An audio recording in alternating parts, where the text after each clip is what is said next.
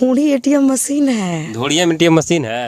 है तो हाथ ढोड़ी अगर एटीएम मशीन बा तो तहार बुढ़िया तो हम समझे तानी कि सरवा स्टेट बैंक बा हो। अरे हम तो अभी पैदा हुए हैं यार, हम तो पौधे, हम तो माजा भी नहीं चखे हैं अभी अश्लील का। तो मजावा नु देख खातिर हम कहतानी कि आवा गाड़िया मारवाला हमरा से बहिन चोद ऐसा हाथ तक का हाल भाई भाई लोग मजा में बाड़ा ना सब लोग। ए भाई आ गई तो लोग के हंसावे खातिर एगो और भरकम भारी मजेदार वाला वीडियो लेके। लेकिन भाई वीडियो देखे से पहले हम ये कहब ना कि जे नया बड़ा चैनल के सब्सक्राइब करा फट से, ठीक बा। अब वीडियो हम करतानी शुरू बिना बकचोदी के भाई, लेकिन सब्सक्राइब जरूर करिए, ठीक बा। 1947 में आप ही आजाद हुए थे, हम आजाद हुए थे, पहले हमको ये बताइए आप। ए भाऊजी खाली तू ही आजाद ना भइल बाड़ू हो, पूरा भारत आजाद भइल बा, ठीक बा। लेकिन बतावा तू काहे पूछे तर बोला। अरे आप ही आजाद है, हम नंगे नाच करने लगे रोड पर। हमार जे मन करी हमू करब। एकरा हिसाब से ना हई जोन भैया बगलिया में बैठल बा एकर मन रोज कहेला कि तोहरा के पेल है। सही का देनी ना भाई पेल बे बस सारा का भइले जब कहतर पेले पेले का पेले रे। हम 5 सब्जी 5 खाना बनाए हैं जिसमें 2 खाना खराब है। आप 2 को मत ना खाइए जी।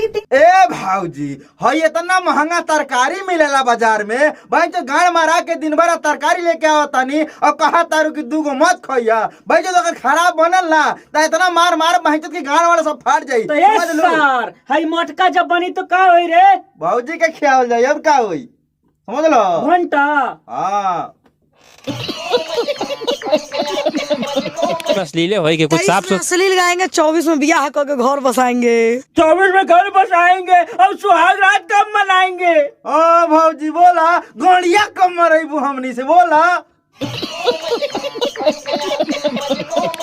अरे हम तो अभी पैदा हुए हैं यार, हम तो पौधे, हम तो माजा भी नहीं चखे हैं अभी अश्लील।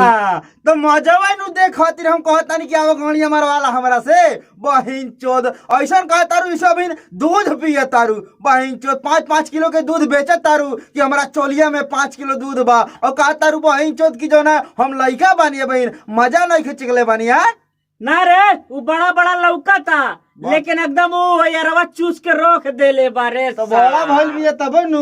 हाँ तबे नु तबे तो कहत रे बड़का बड़का बा बड़का नंबर झाट बा। तो ये अश्लील नहीं है तो आप क्या ये गा रहे हैं कि धोड़ी पर ताश खेलाए, आपका गाना है ना। ए मीडिया वाला भैया देखा साफ साफ हम तोहरा से बता दी कि अगर उ भाई बा घर से कहीं बाहर खेले जाई ताश तब भौजी के कैसे होई टाइम पास बोला। यही से कहत तारी कि अब हमारा ढोड़िया पे ताश खेला और जब लंड खड़ा हो जाई ना तो बहन चोद हमारा नीचे में पेला, समझ लो ये कहती है ना।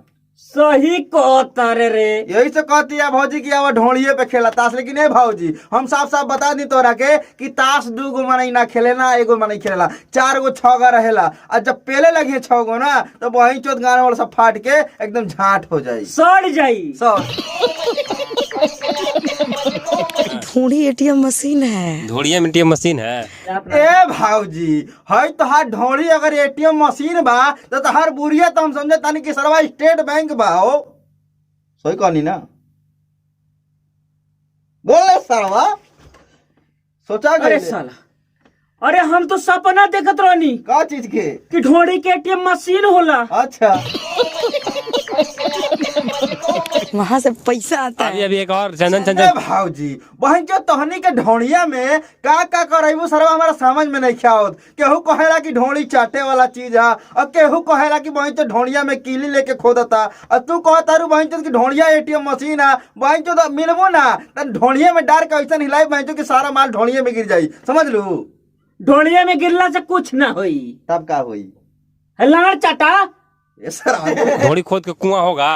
अरे देखिए तो ढूंढी मशीन है ना। ए भाऊजी ढोड़िया मशीन ना हा मशीनिया ओकरा नीचे में बा, ठीक बा। और जोन मीडिया वाला भैया तो पूछे तारा कि ढोड़ी एकदम कुआं का कहलो सर बस सर हमने की सुनत वही सुन रहा है। आज भर ढील दा ढूंढी जनी छील दा। ए भाऊजी आज भर ढील दा ढोड़ी जनी छील दा तोहरा ही मतीन कौनो एकदम झाटू गायक होई तो गईले बिया, ठीक बा। हम तो कहतानी ना कि तू एगो गाना भुलात बाड़ू, एगो गाना ऐसा आइल बा कि तनी भर तेल ला बुरिया में पेल दा, सुनले वाले रे? कड़ुआ तेल लगा के का रे? हाँ तोहर गहिर ढूंढी में बियर डार दी का ढूंढ ना ये भौजी तू बताओ कहे का चाहता रो? बहन जो तू खरीद के बियर लेके आइल बा, चाहे ढोणी में डारे चाहे गाड़ी में डारे, भाई जो तोहरा का दिक्कत बा? अगर तोहरा और कहीं डरवावे के बा ना तो साफ साफ कहो ना बहन चोद के हमरा ला के गाड़िया में डारा या बुरिया में डारा, बहन चोद ढोणी में बियर डार दा। कब सही है बतिया रटा तारू बहन चोद अच्छा नहीं खेला, समझ लो। जोर साले जोर। हम ढूंढी के नीचे शहर लुधियाना, ढूंढी के नीचे दर्शन कला। ए भाऊजी शहर लुधियाना में जाके ऐसा घुसा के पेलब ना बहन चोद कि 6 महीना ले खाना खाई छोड़ देबू, समझ लो। शहर लुधियाना ढोली के नीचे कला दर्शन, बहन चोद कहाँ कहाँ दर्शन करेबू सर, उहे सब रह गई देखे खातिर, बोल उहे रह गई देखे खातिर जो भौजी कहतिया ढोली के नीचे दर्शन कला। तो हमारा कल्याण पता बा, पेल दे भौजी के तब हमारा खोड़ा नहीं क्यों